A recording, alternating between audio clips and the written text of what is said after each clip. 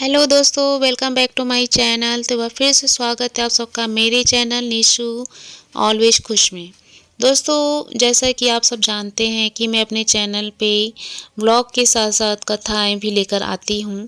तो आज की जो कथा है दोस्तों, वो है भगवान विष्णु से संबंधित। जी हाँ दोस्तों, शिव और विष्णु के बारे में पौराणिक कथाएं सारी जगह प्रचलित हैं। तीनों लोकों में इसकी चर्चा रहती है। जब शिव का घर विष्णु ने ले लिया, जब विष्णु ने शिव को मुश्किल से बचाया और अंत में विष्णु की शिव भक्ति की एक दिल को छू देने वाली कहानी। क्या आप बद्रीनाथ की कहानी जानते हैं दोस्तों? यह वह जगह है जहाँ शिव और पार्वती रहते थे। यह उनका घर था। एक दिन नारायण यानी कि विष्णु के पास नारद जी आए और बोले, आप मानवता के लिए एक खराब मिसाल हैं। आप हर समय शेष नाग के ऊपर लेटे रहते हैं।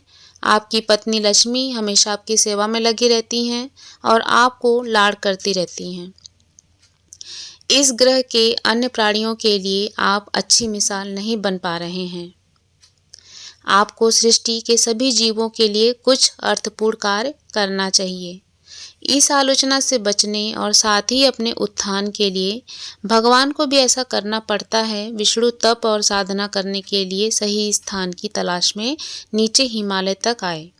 वहां उन्हें मिला बद्रीनाथ, एक अच्छा सा छोटा सा घर जहां सब कुछ वैसा ही था जैसा उन्होंने सोचा था।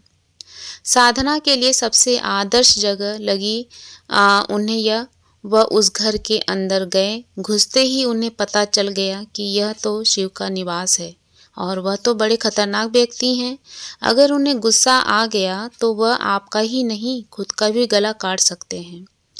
ऐसे में नारायण ने खुद को एक छोटे से बच्चे के रूप में बदल लिया और घर के सामने बैठ गए। उस वक्त शिव और पार्वती बाहर कहीं टहलने गए थे।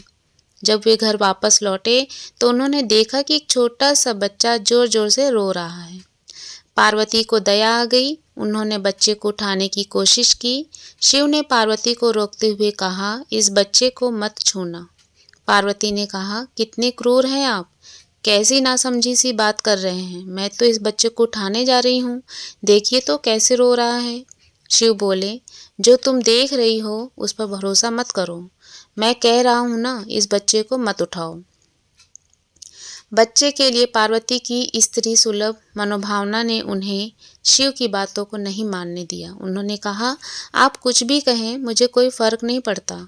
मेरे अंदर की माँ बच्चे को इस तरह रोते नहीं देख सकती। मैं तो इस बच्चे को जरूर उठाऊंगी। और यह कहकर उन्होंने बच्चे को उठाकर अपनी गोद में ले लिया। बच्चा पार्वती की गोद में आराम से था और शिव की तरफ बहुत ही खुश होकर देख रहा था। शिव इसका नतीजा जानते थे, लेकिन करे तो क्या करे, इसीलिए उन्होंने कहा, ठीक है, चलो देखते हैं क्या होता है।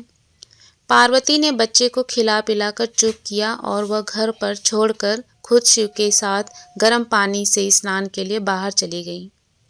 वहां पर गर्म पानी के कुंड हैं। उसी कुंड पर स्नान के लिए शिव पार्वती जी चले गए। लौट कर आए तो देखा कि घर अंदर से बंद था। शिव तो जानते ही थे कि अब खेल शुरू हो गया है। पार्वती हैरान थी कि आखिर दरवाजा किसने बंद किया। शिव बोले, मैंने कहा था ना, इस बच्चे को मत उठाना। तुम बच्चे को घर के अंदर लाई और अब उसने अंदर से दरवाजा बंद कर लिया है। पार्वती ने कहा, अब हम क्या करें? शिव के पास दो विकल्प थे। एक, जो भी उनके सामने है उसे जलाकर भस्म कर दे, और दूसरा, वे वहां से चले जाएं और कोई और रास्ता ढूंढ लें। उन्होंने कहा, चलो कहीं और चलते हैं, क्योंकि यह तो तुम्हारा प्यारा बच्चा है, इसीलिए मैं इसे छू भी नहीं सकता। मैं अब कुछ नहीं कर सकता, चलो कहीं और चलते हैं। इस तरह से शिव और पार्वती को अवैध तरीके से वहां से निष्कासित कर दिया गया। वे दूसरी जगह तलाश करने के लिए पैदल ही निकल पड़े। दरअसल बद्रीनाथ और केदारनाथ के बीच एक चोटी से दूसरी चोटी के बीच सिर्फ 10 किलोमीटर की दूरी है।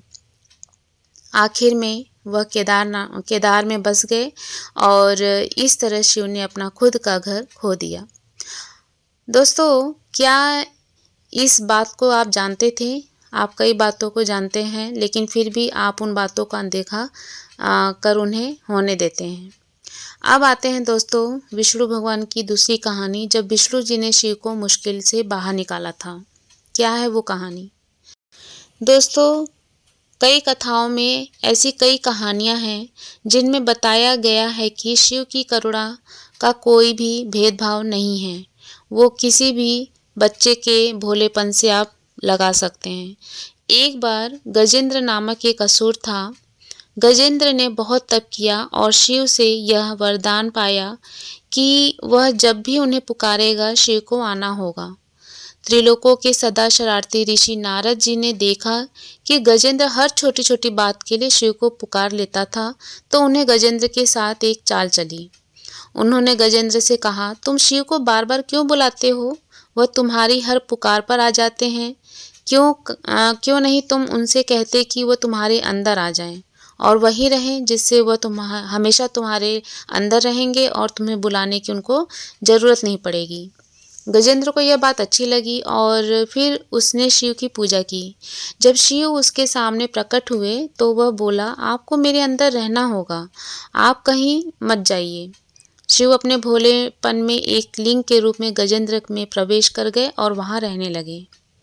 फिर जैसे जैसे समय बीता, पूरा ब्रह्मांड शिव की कमी महसूस कर रहा था। कोई नहीं जानता था कि वह कहाँ है। सभी देव और गण शिव को खोजने लगे। काफ़ी खोजने के बाद जब कोई यह पता नहीं लगा पाया कि वह कहाँ है, तो वे हर पल ढूंढने के लिए विष्णु के पास गए। विष्णु ने स्थिति देखी और कहा, वह गजेंद्र के अंदर हैं।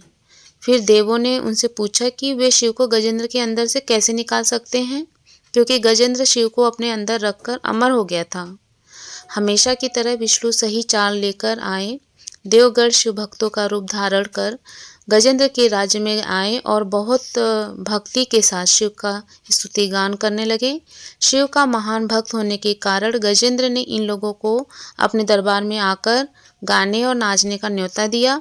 शिव भक्तों के वेश में देवों का दल आया और बहुत भावनाओं के साथ, बहुत भक्तिपूर्वक वे शिव के लिए भक्ति गीत गाने और नाचने लगे। शिव, जो गजेंद्र के अंदर बैठे हुए थे, अब खुद को रोक नहीं सकते थे, उन्हें जवाब देना ही था। तो वह गजेंद्र के टुकड़े टुकड़े करके उससे बाहर आ गए। दोस्तों, यह थी दूसरी कहानी। तीसरी है विष्णु की शिव भक्ति। शिव की पूजा देवता और राक्षस, देव और असुर, श्रेष्ठ और अधम दोनों करते हैं। वह हर किसी के लिए महादेव हैं। विष्णु भी उनकी पूजा करते थे। विष्णु जी की शिव भक्ति को बताने वाली एक बहुत ही सुंदर कहानी है दोस्तों। एक बार विष्णु जी ने शिव से वादा किया कि वह शिव को 1008 कमल अर्पित करेंगे। वह कमल के फूलों की तलाश में गए और पूरी दुनिया में खोजने के बाद भी उन्हें सिर्फ 1007 कमल के फूल मिले। एक कम था। उन्होंने आकर सब कुछ शिव के सामने रख दिया। शिव ने अपनी आंखें नहीं खोली, वह सिर्फ मुस्कुराए, क्योंकि एक कमल कम था। फिर विष्णु जी ने कहा, मुझे कमल नयन कहा जाता है, जिसका अर्थ है कमल के फूलों की तरह आँखों वाला भगवान। मेरी आँखें किसी कमल की तरह सुंदर हैं, तो मैं अपनी एक आँख अर्पित करता हूँ। और उन्होंने तुरंत अपनी दाहिनी आँख निकालकर लिंग पर रख दिया। इस तरह की भेंट से प्रसन्न होकर शिव जी ने विष्णु को प्रसिद्ध सुदर्शन चक्र दिया। तो दोस्तों, यह थी कहानी विष्णु जी और महादेव की और उनकी भक्ति की। तो दोस्तों, आज की इस कहानी को यहीं पे समाप्त करते हैं। और आप लोगों को मेरी ये आज की कहानी कैसी लगी, इसे कमेंट बॉक्स में लिख के ज़रूर बताइएगा दोस्तों। और इसी तरह की दिलचस्प कहानी जानने के लिए, सुनने के लिए, अगर आपको कोई और कहानी सुननी है तो प्लीज़ कमेंट बॉक्स में ज़रूर लिखिएगा। तो दोस्तों, मिलते हैं अपनी एक नई वीडियो के साथ, एक नई कहानी के साथ। तब तक के लिए बाय बाय, सी यू।